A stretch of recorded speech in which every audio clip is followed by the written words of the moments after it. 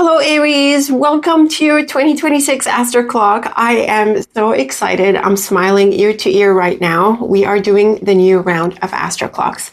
If you are new here, welcome. My name is Layla, the Lenormand Reader, and I use the amazing Lenormand deck. And every year for the past few years, I have been doing Astroclocks as our annual forecast. And the Astroclocks are also the foundation for our monthly forecasts. So they've been really popular, and every time I ask if we want to do an Astroclock this year, the answer is always yes. And I think I'm pretty much the only one who does them, so it's kind of a unique forecast that you can use in tandem with other readers or other things you do to forecast your year ahead. So Aries, are you ready? I am really excited about this. Now, in case you don't remember, or if you're new to this, the Astroclock is a big spread. It chooses all 36 cards of the deck, and we lay them out in triplets of 3, 12 times. That's for 12 months. So you will notice that I start laying out the cards at midnight here, but I actually start reading January at 1 o'clock here.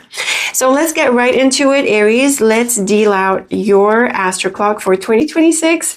Let's see what this year holds for you.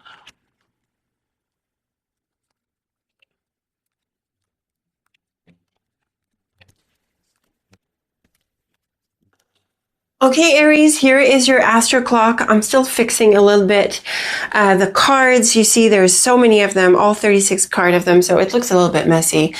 So I tried to arrange it a little bit so it's kind of symmetric, at least on camera.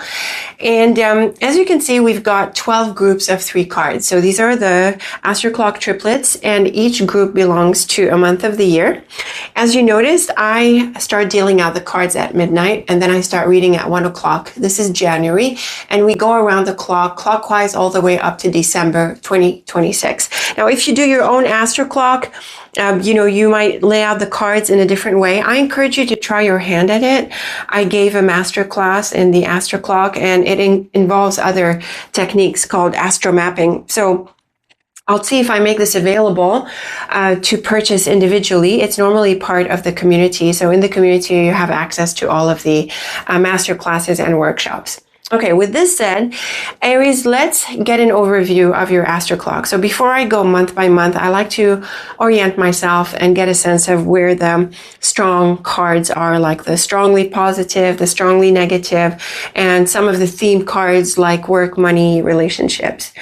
So we have the whip right in January. In a way, it's good to get it out of the way. And then we have... there's the scythe here in March. This can point to a change with the person here. And then there's a new beginning. So there's probably a change here between March and April. This is great for relationships in May. June has the beautiful sun. And then there's another ending here in July with the clover, which is a good thing. And then the star helps neutralize the mouse in here. The snake is in September. This is a bit tricky. And then we have the man in November. And then we wrap up with some beautiful cards here in December. So just as an overview, it sounds like the cards are evenly distributed around the clock. So we're not really seeing months that have a concentration of a specific theme and things like that. Maybe just a new beginning here, but we also see an ending in July as well. So it's looking pretty even, and also some of the challenging cards are absorbed by positive cards like here and here. So it's gonna make your life this year pretty positive all throughout. Now, when we go month to month, we get additional insights. So let's dive right in, Aries. Here is January. We have the whip, book, and anchor. Now, this could be some challenging news with the whip and book, but the anchor is really good at creating a firm boundary. And also, you might be the one, Aries, who announces something or who shares some news that could be upsetting to others, but you have to stand your ground. And another thing about the book and anchor is that you want to make sure your information is clear. So the whip can cause you to doubt, and the whip can cause some challenges. So make sure that if you respond to this, or however it looks like for you, you need to be confident in your information. Another thing I want to suggest is that maybe you don't want to share stuff with other people. So if people are insisting, or, they're nagging at you, or they really want you to share some information, you might just have to say no. And this might not be just about information. It could be about other things as well. If there's something you don't want to open up about and you want to maintain some boundaries, then you just do that. Okay, moving on to February, we have a really pretty triplet here. We have the heart stork on either side of the tree. The tree and stork is very much about change and promotion and improvements. And with the heart, it is lovely for a beautiful message and a sense of happiness.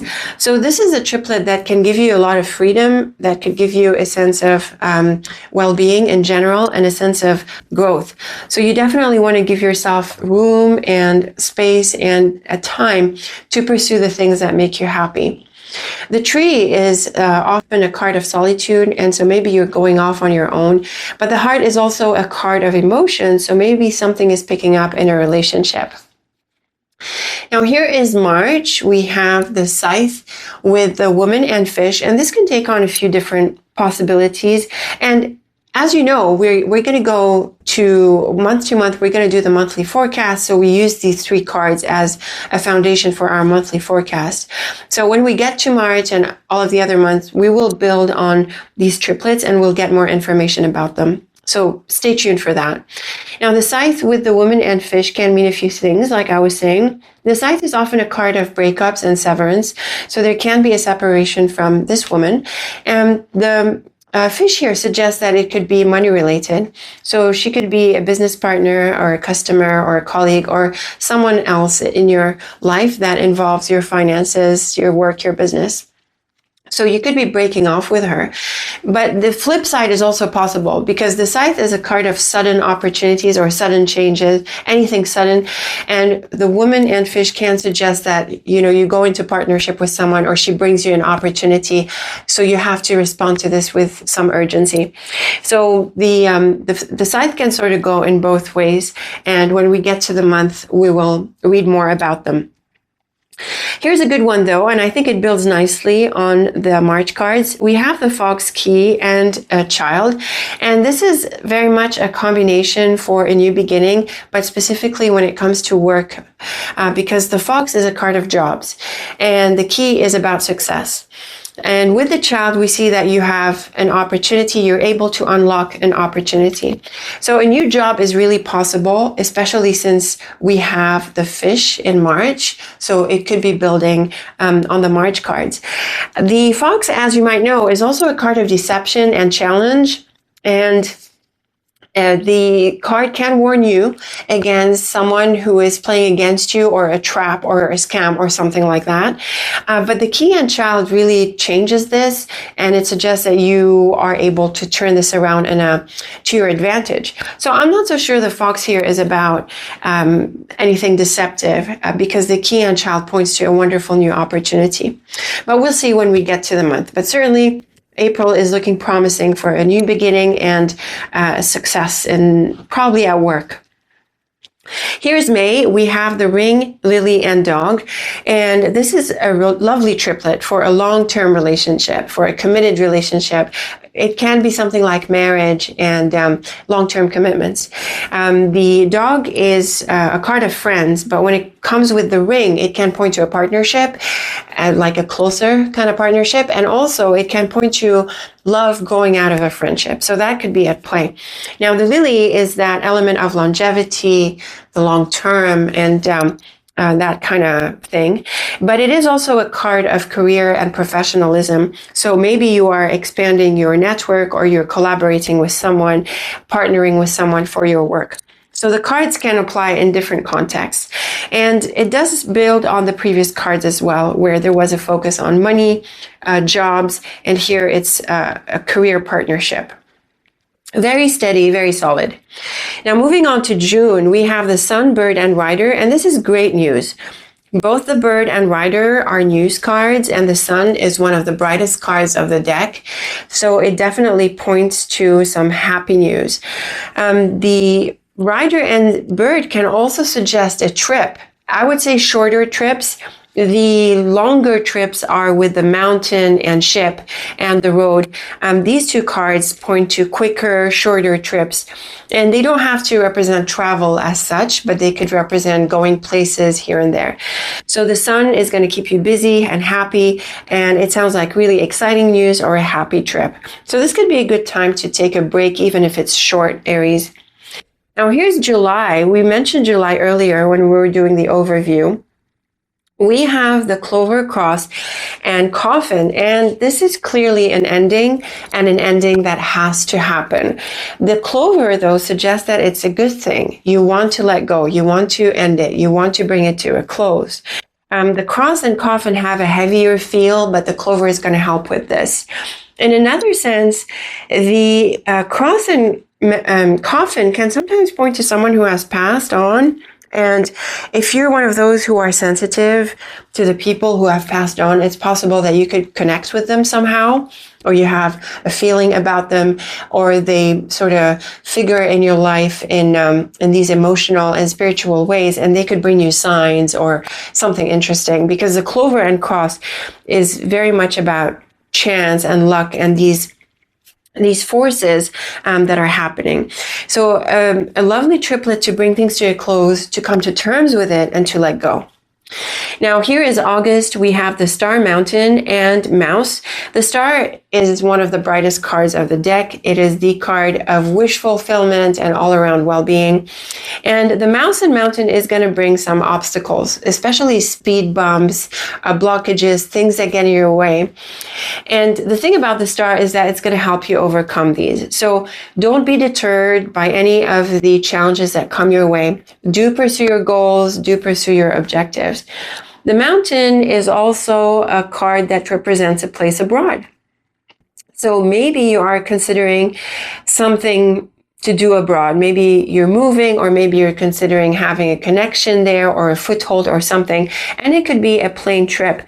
Now, this seems to build also on the previous 2 months. So we have this trip and the change and the good news. We have an important ending, and we have this location abroad. So a move or a change is possible, at least for some of you. Now, moving on to September, Aries, we have the letter with the snake and garden. And this is definitely a cautionary note. We have the snake in the middle. The snake is a deceptive card. It is more difficult than the fox. It can be quite toxic and sharp. And when we see it with the letter, it could be misleading news or a trap or something that is designed to take you down a wrong path. And the snake in the garden suggests someone who is working against you. So be careful how you tread, where you tread, because there could be something that bounces off you. And so this is very much a message for you to be careful of certain people, of certain messages, of communication in general. I do think there are some people who don't have the best of intentions towards you, could be playing against you. Now, on the flip side of this, the snake could be your snake. It could be advising you, Aries, to be calm and calculated and cautious about certain things. You definitely want to avoid oversharing with others. You want to avoid communicating with certain people. It's going to be a matter of timing, I would think, but the snake can work both ways. So this is a careful month. You have to be careful, calm, quiet, strategic, and also, very important, be observant and read between the lines. Now, here is October. We have the clouds with the tower and ship. Now, this is a generally neutral kind of triplet because we have both the clouds and ship, but it sounds like something you had been planning for a long time or working on for a long time can now pick up, because the ship is really good at action. It's an active and proactive card. It can point to travel as well, but the tower and clouds are very clear about the long term and also something that had been hanging or pending. And the clouds is often a somewhat challenging card. It cloudies and muddies things. It causes confusion and doubt. And the tower can point to the long term, like we said, but also things that are related to administration, legal, official things, and it can represent the job in a broader sense. So there have been some issues that you are working on for some time, but now hopefully in October you're able to move forward and you're able to move ahead and get past the challenges that you had been enduring for some time. And the context of these is flexible. I do think that the Tower and Ship bring up your work, your projects, practical things, but it can apply in relationships where, for example, you had been going through some issues with someone, or it's been some time since you've been out of touch, but the ship can bring you closer. You could also travel maybe to a place from the past to solve some problems, same sort of problems we were talking about. So a few things are possible here with the October cards. Now here's November. We have the Man, Road, and Bear. And this is also a neutral triplet. It really focuses on a relationship. The thing about the Road and Bear is that it is an important path. You could be making some significant steps with this person. So if this is romantic, this is great. If this is professional, this is also great. The Bear tends to represent someone supportive. So it's like someone has your back, or, you're able to move forward with an important partner, with an important collaboration. So focus on this person here this month. Now in December, we have some really nice cards, really nice to wrap up the year with these lovely cards. The Flowers is specifically the card of celebrations, and we have it with the Moon and House. So you could be inviting, you could be entertaining at home. You could also be celebrating success. You could also be appreciated and maybe celebrating something like a successful completion or your success. It's a really nice triplet for all sorts of celebrations, and they definitely encourage you to enjoy this time. So go over to people's places, enjoy their time together, invite people, celebrate in the office, celebrate at your business. They're great cards for celebration and success and really appreciating yourself and others. Another lovely message that comes through this triplet, Aries, is creativity. These are really nice cards for expressing yourself. You might want to share it with others. Maybe you're doing a little exhibit at home, or you're doing, you're starting a small business, or you're showcasing your products in some way or another, maybe in a smaller circle because of the house, but it's still definitely worth your while to share your creativity and to really give and take with others. So overall, Aries, this is looking like a generally peaceful Astroclock. Like I said, the cards are sort of evened out throughout the clock. We're not seeing a strong concentration of certain cards in a certain area of the year. It's sort of everywhere. And also, we're not seeing very sharp, big changes. We're not seeing anything very upsetting, anything difficult. It's like I felt from the outset, from giving this Astroclock a bird's eye view, I felt that this is a pretty even, a pretty easygoing year. And there aren't even these major changes or upsets like I was just saying. It's looking good for relationships. It's looking good for travel. There are a few issues like, bumps here, but nothing too dramatic. This July month can be a bit more significant, and September is a bit more of a careful month. But everything else is easygoing. You overcome challenges, you overcome blockages, and you're moving ahead. Nothing is really standing out. No area is specifically standing out. We have a strong partnership here. We have a nice beginning here. Nice trips here. Everything else is easy. Even January with the whip, the anchor really helps settle it and put it in place, if you like. And then we have a beautiful liberating triplet here. So a very beautiful, easygoing year I'm forecasting for you, Aries. Like I said, when we move into the monthly forecast, we're going to take each of these triplets and focus on it with additional cards. I've been doing portraits. Let me know if you have another suggestion. Maybe I'll run a survey. And I have, and it's always the portraits that are preferred. So for a while, I stopped doing them. So we're going to take January and I do these in December. So in preparation for January, we're going to take these triplets and draw a portrait on top of them to learn more about them. And we do the same thing with February through December. So Aries, welcome again to the new year. I'm very excited to be doing this all over again this year. I hope you'll stick with me. Please like, share, and subscribe and share this with others. I always get messages that I should have more subscribers. You know, YouTube hasn't been very easy with me, but if you share and let people know about this very special method and this wonderful deck, I would really appreciate it. So very best of luck with 2026 Aries, and I will see you in the next forecast. Thank you for watching.